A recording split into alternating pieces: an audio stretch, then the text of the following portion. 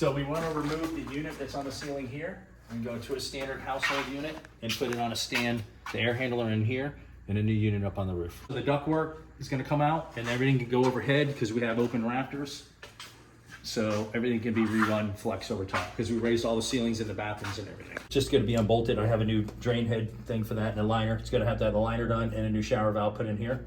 You can see it now, but all this plumbing here, I can show you the layout for the kitchen, but it's going to be an L shape here. So you need to run the water lines down there. I'll have the box out or cut the cabinet, and then you're just an ice maker line and refrigerator to convert that over to a shower drain from a tub. So then